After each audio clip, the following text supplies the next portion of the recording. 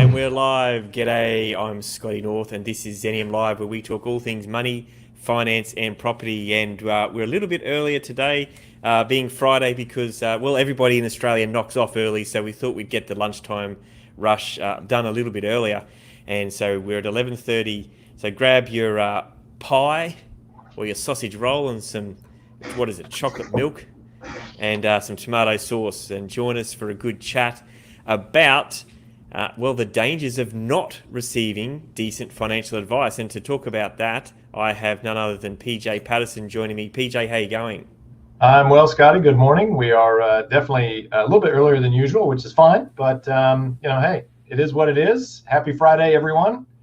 I'm here at the garden path, and I'm not going to lead you up the garden path, but as you can see over my left shoulder, there is a little bit of a warning sign there. Now, that's a nuclear warning sign, and we certainly aren't standing in a nuclear site. But in any case, the metaphor is very relevant for the topic today, which is we have to be super careful about where we get advice and who we get advice from. And that's our topic today, right? Is the dangers of, and actually the dangers of not getting advice. So sometimes there's also the dangers of getting advice and who you get it from. But we'll start with the dangers of not getting advice. I thought I might lead into this, Scotty, by sort of prefacing the areas of advice that are relevant to sort of what you and I do, which is in the financial services space, because there's a number of types of advisors we can consult, right? The accountant, the lawyer, the mortgage broker, finance broker, and of course the financial planner. And each of those advisors have very critical roles to play in different transactions. I think they're probably self-evident. But I'm sure as we go deeper into the topic today, I'll have a few stories to share and, of course, discuss what happens when you don't consult one of these advisors and either try to go it alone, try to figure it out yourself, or worse yet, listen to somebody down at the pub and take their advice on something. Yes, well, the pub stories, they're always, there's a plenty of them. Look, I'm just confirming, I'm glad you confirmed where you were, because I looked like to me that you're at some of the set from the Blair Witch Project or something like that, and that was just well, never the Blair going to Witch end may well. be up there. I don't know. I'm not going up there, man.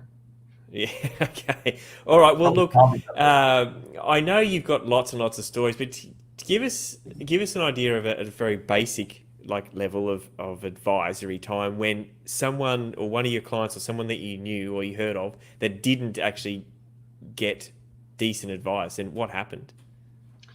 Sure. In my line of work as a financial planner, I see it all the time. And one of the things that's recently happened, and I'm certainly not going to name names, I probably won't even mention the share itself, but I had a client that wanted to get involved in doing some options trading on a particular share. Now, it's a little bit complicated, so I'm not going to go into the real details of it. But one of the issues is they went ahead and did some things really without consulting me first. And what happened is they got put into or ended up in a position that has now resulted in some losses in their account. And this was because they didn't really ask me about it initially, or they didn't heed my advice actually when they did ask about it, and I told them kind of what to do to protect their capital and to be safe. So what had happened is they had just kind of gotten a little bit too much like a bull in a china shop, went ahead and bought a position, sold an option contract against that position, and ended up with stuck in the position itself. And so that, unfortunately, that equity has moved against them, and I don't know if they're going to be able to get out of it. But it just goes to show you that there are times when you should get advice, especially if you are unfamiliar with a particular, in this case, a trading strategy, and you should really heed the professional's advice as well, because I live and breathe this stuff every single day, and most of the punters out there, you might attend a course, or you might read a book, or you might, get a little bit involved in something, and what can end up happening is you get excited about it, but you don't really know the depth and breadth of the topic or whatever it is you're trying to do. And so if you don't get advice, that's when things can really go awry. So that's one example of my line of work anyway. Yeah, that's good. And so, I mean, that's kind of specific. That's almost like a trading strategy in the shares. And I know you've got a lot of clients that do that sort of stuff. But let's even wind it back a bit more. Let's go back to, say, getting the wrong home loan or not having enough death cover for insurance and things like that. I mean, we operate in that field, right? You and I and a bunch of other people that we associate with, we kind of hear these stories and we write them off, but there's a lot of people that don't understand that this stuff happens for real and it can have dire consequences down the track. Yeah, absolutely. And sure, we can bring it back to those two topics most definitely. I've been in mortgage broking for a very long time, and what I do find happens a lot, particularly in the mortgage broking space. I get clients all the time that'll come to me and they will have, an idea of a certain bank that they want to go to or whatever. And I might say to them, well, look, you need to get this product or this loan sorted within a certain time frame. And, the advice around that really is the bank that you wanted to use has got a turnaround time of 6 weeks and you need to know in 2 weeks. So how about you listen to my advice and we go to a different bank and get you a loan from these guys instead. And anyway, there's heaps of stories like that. But one of the most common ones that I see around, particularly around finance broking, is in structuring and how to actually structure a loan.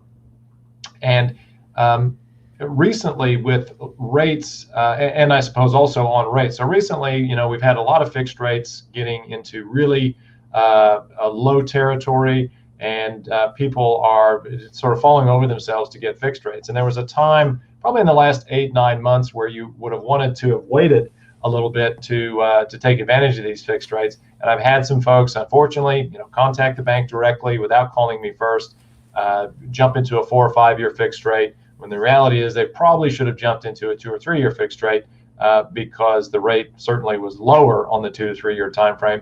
But then they're locked in now for a 5 year period at probably a slightly higher rate than what they should be paying. And the advice piece around that was the fact that we're going to, the RBA's even said it, we're going to have low rates for a long time. And I know that, some people just don't put the whole story together. They don't know all the information. They get hung up on a particular result that they want, which is I want to lock in my rate for a long period of time, which is fine. But then they don't go to the advisor, as in this case, me, to have that conversation to really work out what's best.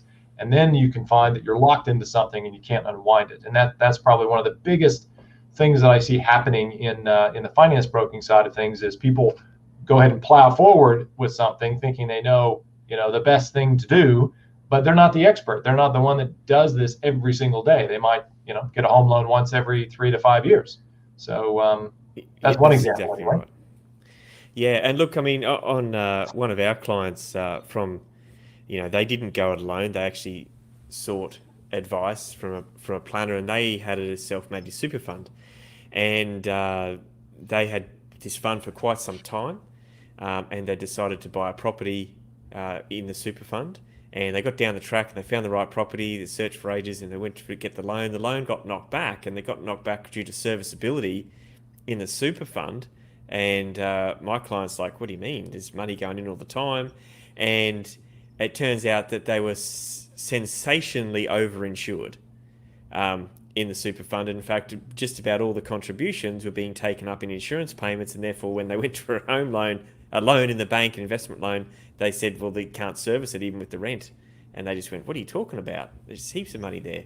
And so that was just a mistake, like not a genuine... not a mistake that happens often, I'd hope, but that was a severe situation. Now, they could rectify that. They can't rectify what's happened before, but they can make those changes moving forward. They technically haven't lost a bunch of money. They've maybe lost an opportunity to buy a property in the immediate future right now, but that's still an example of probably what I'd say not ideal advice. And you must come across that as well when you get clients from, that have been elsewhere and all that sort of stuff. Oh yeah, definitely. It's interesting when I sit down and talk with people for the first time. You really have, I think, two types of people that come in through the door, right? They're the ones that sort of know it all or think they know it all and are going to tell you what is best for them, and the ones who readily admit that they come in and they go, we don't know, and that's why we're sitting here talking to you. And so they're two very different mindsets. But back to your example. Again, that's a situation where someone took action without actually getting the information up front and having someone just do a little bit of legwork. And ultimately, I guess, a lot of what I do is when I sit down with people is we talk about what is it that they want to do. And that's usually the first question I start with is someone might come to me and say, I want an investment loan. I want you to get me a loan for an investment property. And I'll go, well, hang on a second. Let's just have a conversation first about what you're trying to achieve.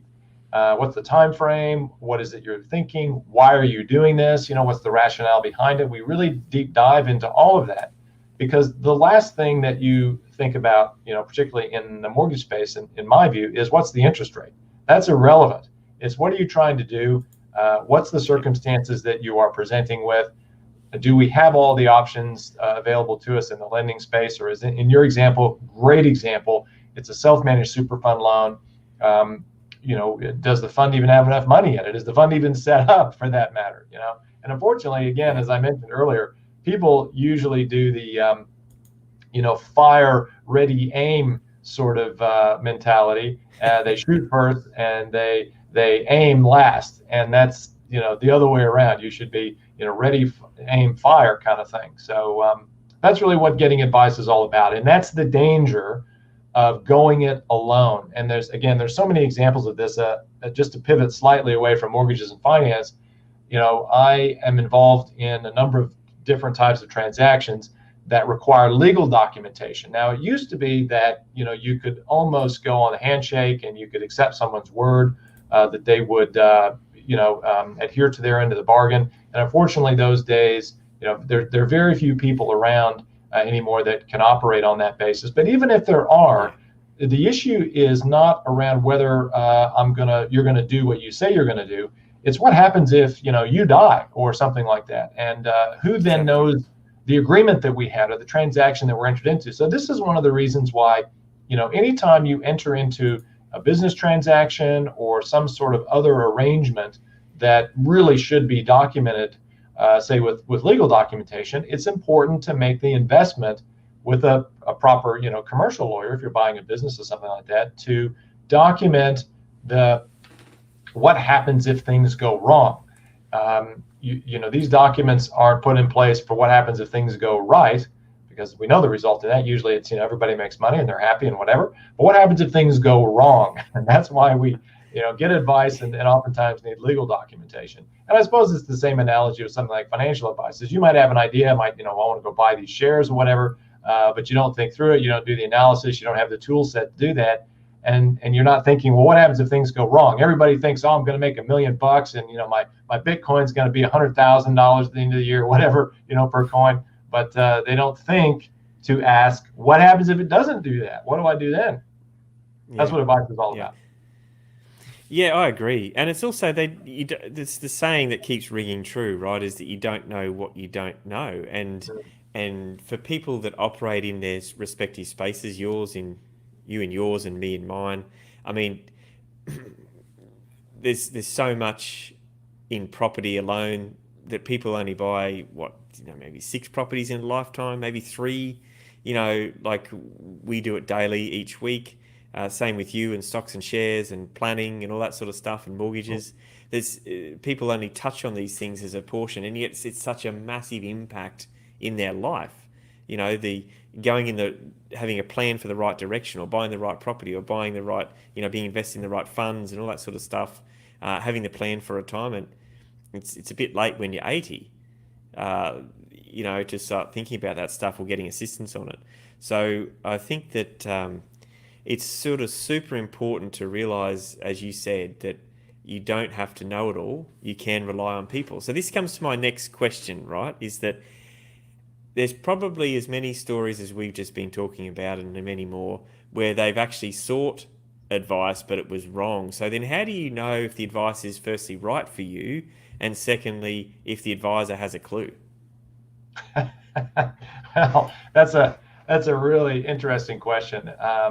I think, we have this thing called our gut, and there's that old expression, go with your gut, or what's your gut feel. And I actually do believe that, you can sit down with an advisor or someone that you're potentially looking at working with, and you can have a conversation with them about their style, how they communicate with you, and get a fairly good sense of whether, first and foremost, you can trust that person. And it's one of those things, I think you kind of know it when you see it. And unfortunately, there are really good liars out there as well who can fool people. But generally, I think the human being is very capable of sitting across from someone and, of course, ascertaining whether they are fair dinkum about their abilities to help you achieve something. And of course, one of the best ways we have of doing that is it's called the referral, where you will recommend someone to me, and almost immediately, because of that, because I trust you, I'm going to trust that person. So I think that's probably my first point, is to trust your gut. However, there are other signs, and particularly in financial advice, where you can get a sense of whether this person knows what they're talking about. And I think experience is a big thing. So there are a lot of folks now coming out of graduate programs and getting their ticket and all of that sort of thing. And they may be very book smart, but you certainly, I think, in any field of endeavor, whether it be financial planning or finance broking or a lawyer, whatever, you certainly want to deal with someone with some experience. So they need to have some reps under their belt. They need to have a bit of experience to be sure. Now, any good advisor should be able to, especially in the financial planning space, if you're talking about investments, should be able to give you some sort of track record or indication of how they've done for other clients. And I get that question all the time. What's your track record? Have you performed over the last few years? Whatever. And oftentimes people they will ask me rather for to contact some of my clients to get a bit of a reference check. So you can do all those sorts of things to suss out whether an advisor is any good. There are other obvious signs as well. I think I always laugh about this. I probably shouldn't pick on accountants, but when I see an accountant who's shabby, wearing sweaters with holes in it, and is disheveled looking, they might know a lot about tax, but they're going to approach you with a mentality of scarcity, because they're not even sort of looking after themselves, and here they are trying to give you tax advice or whatever, and you just think, well, and that might not be the right person for me. I'm not saying you got to go to the financial advisor that's driving a Ferrari. I think there's probably other issues with that. But certainly, I was thinking real estate agents, mate, as well. But I get what you're saying. Yeah. So I mean, those are very superficial sorts of things. You got to guess, connect, but, right? I think you got to connect. of course. What I'm interpreting from you, and I agree, is you got to connect with your advisors, and that's that whole gut feel level. So we made mention in the promo that you can't just go on gut feel, as in like, I was down the pub and I got a good feeling about this horse, so I'm going to go and bet on black. With your investments. You hear this all the time. People go, I heard about this mining company. Its shares are 2 cents. It's going to $50 or something. And you just go, really, just think about that for 2 seconds. And that's a great example. You wanted some stories. I had a client ring me, lovely clients, really smart, switched on people. But this particular client had a mate, who had previously done something in the mining space, and had some mining opportunity. They were starting a junior mining company. He was raising capital for it. And I just said to this person, no way should you invest in that, because, and he wanted to use some of his super money. And actually I said, you can't use your super money, because it really, that's there to grow for your retirement. And what you're proposing to me is that you're going to go into something that is so speculative that you might as well just figure that money is now lost. And I said, look, if you want to use your own personal cash for that, go for your life. I'm not endorsing it, because, in that instance, and this is the feedback I gave them, is I said, look, if this company is going to be successful and a really good company down the track, you'll have time to buy it later. You don't have to buy it today or be the first investor in. If the company goes really well, you can always be the second or the third or the fourth investor. People get hung up on this. Like they think that if they are in on the ground floor, that it means they're going to make squillions of dollars. And rarely does that ever happen, number one. But secondly, lots of great companies. A great example of that is Apple. Like, sure, I would have loved to have bought and owned Apple for the last 30 years. But the reality is Apple is still a company that, you can own and make a lot of money owning it. And they're now, I don't know what their market cap is, but it's almost $1 trillion or something like that. You know what I mean? So the opportunities are always there, I guess, is the point of that. Yeah, that's good. So, what is the best responses for, let's say, not professional advice, because in this, like in every country, it's all the same, but people talk, right? And when they talk, I think in our country, they don't always talk as much as in other countries. There's people a bit more private, a bit more, no, I'm not doing anything, whatever. But people generally talk, and there's always opinions, and they're generally from family or the dudes down the pub, right? The pub talk. So what's the best way for clients and our customers to navigate that? I mean, do they just say, look, don't say anything? Or if they happen to bring it up and there's just a friendly conversation, just say, hey, I don't want to hear your opinion. Because that sort of stuff, everyone's got opinions, right? No matter what it is. It can be, the color of a brick. It can be the type of car. It can be an investment. It can be anything. There's always opinions around.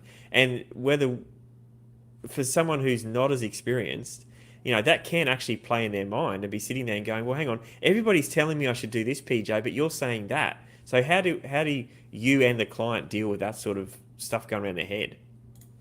That is a fantastic question, and it's something I have thought about a lot over the years, and this is my answer to that. When you get advice from a friend or a family member, what you have to remember is they are projecting onto you their experience. Now, let's say, for example, you're 25 years old and you have well, even your parents or something like that, right? Who are going to be maybe in their 50s or early 60s.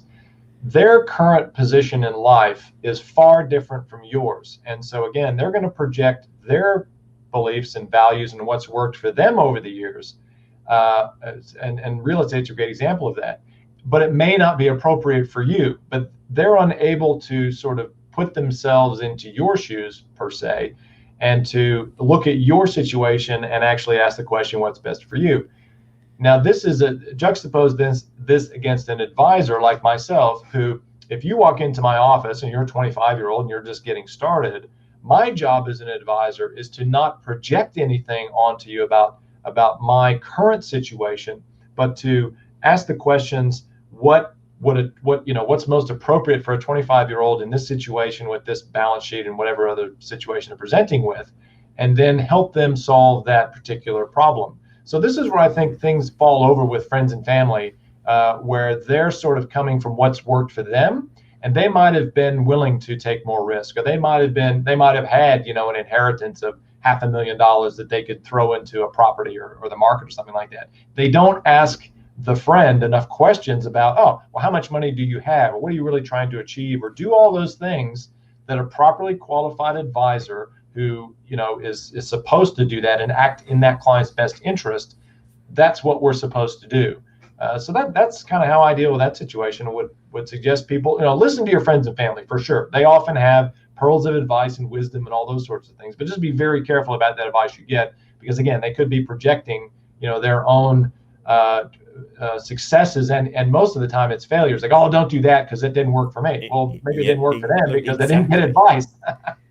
Yeah, well, that's it. I mean, I had someone tell me when I was younger that was like not a family member, but a friend, a friend's parent, that you'll never make. There's no money to be made out of real estate. You never make any money out of real estate. Now, I wasn't even at the time thinking about real estate, right? But my thought pattern was, well, how is that true? Because there's plenty of people with money that have real estate, and there's guys developing stuff. And like, this was like years ago. I had no interest even in it. Like, this is when I was like a teenager, but I still said to myself, that doesn't make any sense.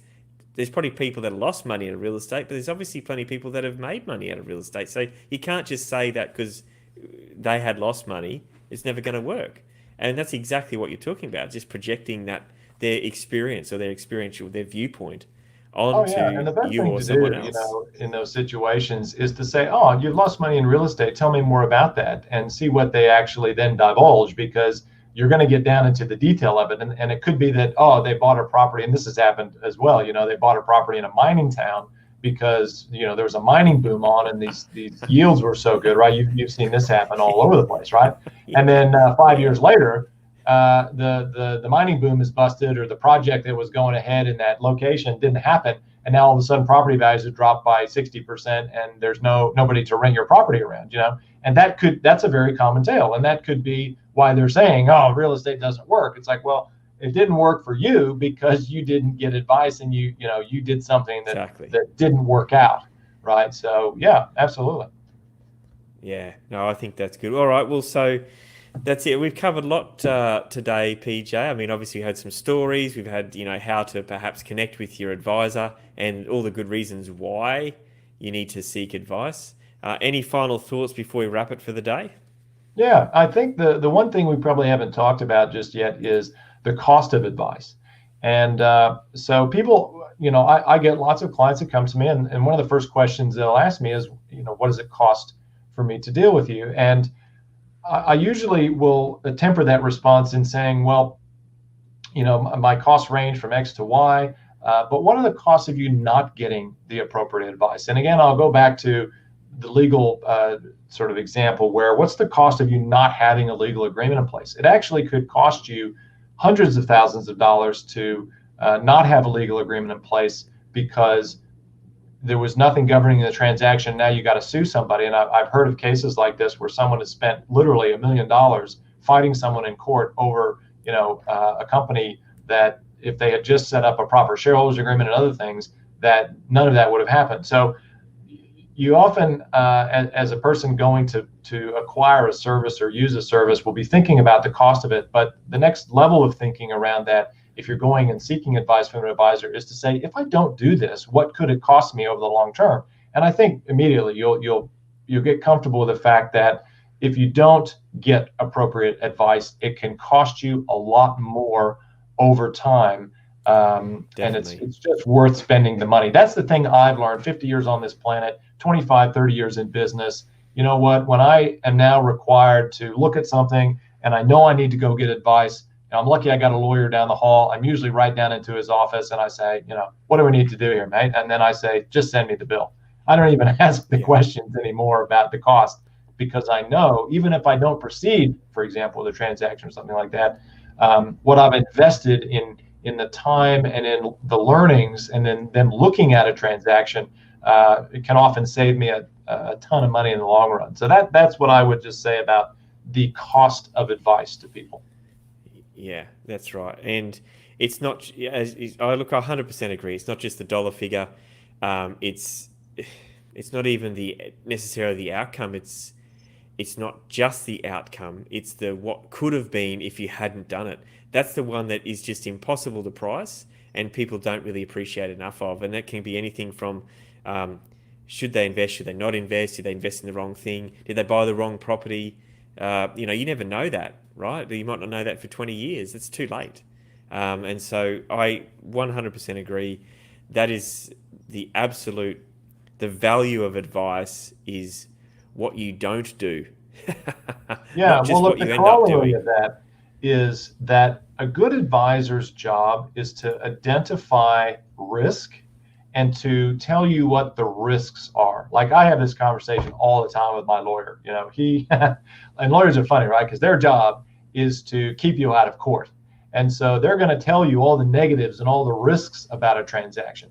And that's fine, as long as you know what they are. What you then have the ability to do is mitigate that risk somehow. And there may be a way to do that, either negotiation with the other party or a different strategy in investing, or in the case of property, it might be, well, don't buy that property at the back of Burke, maybe buy something within 15 Ks of the Sydney CBD. That's how you mitigate risk. So a really good advisor, I think, in any profession will be telling you what are the risks of doing something and even not doing something. And that is worth paying for.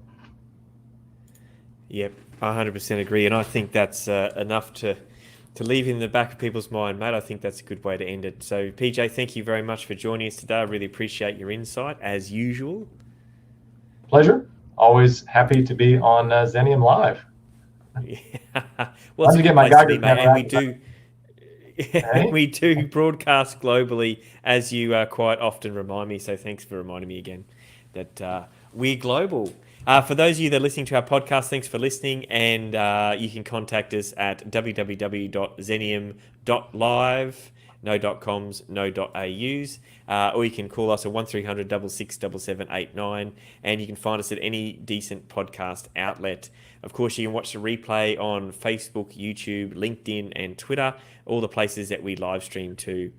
You can make comments there, live and non-live, and our team will be able to answer you. If you do it live, though, we get to answer you here on the show. All right, you've got any questions, you can hit us up at hello@xenium.live. So that's hello@xenium.live. And for any comments, questions, or whatever else you want to tell us about the podcast and the show, thank you very much to PJ today. This has been All Things Money, Finance and Property. I'm your host, Scotty North, and we're on Xenium Live.